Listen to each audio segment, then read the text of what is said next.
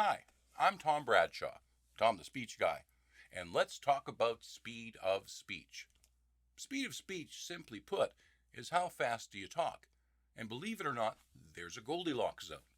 Now, we've all probably been in a situation with someone who speaks incredibly slowly, well under 125 words per minute, and will all, after a few minutes, want to do nothing more than fall asleep. We've also probably been in situations where someone talks way too fast. And if they've got really good articulation, you can actually understand what they're saying. But you have to work so hard, at least your brain has to work so hard to keep up to them, that after about 2 or 3 minutes at this pace, your brain is just going to want to tune off automatically. So, where is that Goldilocks zone?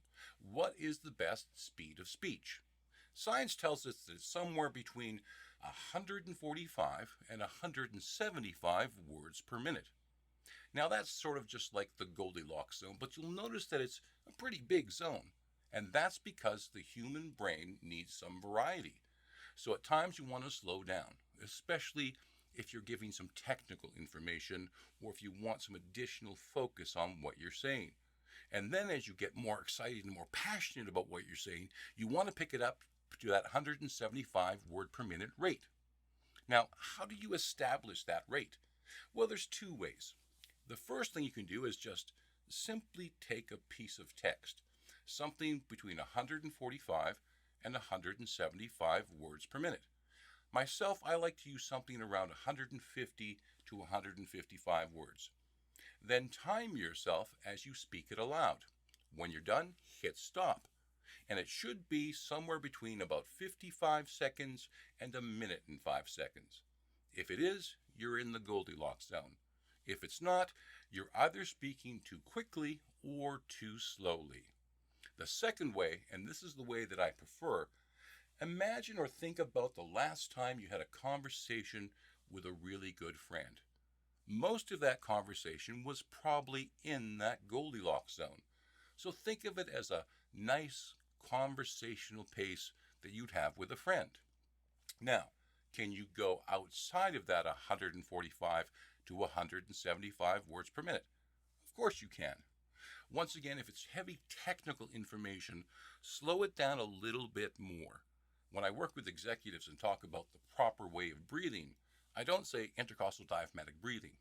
I say intercostal diaphragmatic breathing, which just makes it a little bit easier to understand. Now, can you go past 175? Yeah, if you're telling a funny story. For example, humor is always done at a little quicker pace. I would just caution you once again to avoid going much past 200 words per minute. Now, one thing you'll notice is if you watch a lot of videos online, that a lot of them are a little faster paced. They're probably mostly in that 175 to 200 words per minute rate. Now, it's a little bit of a trick. The faster I go, the more energy I can have. And the more energy that I have actually draws you in, so you actually retain better focus on what I'm saying. But here's the trade-off. Once you get past that 175 word per minute rate, your listener or your audience will actually be able to retain less information. Try this yourself.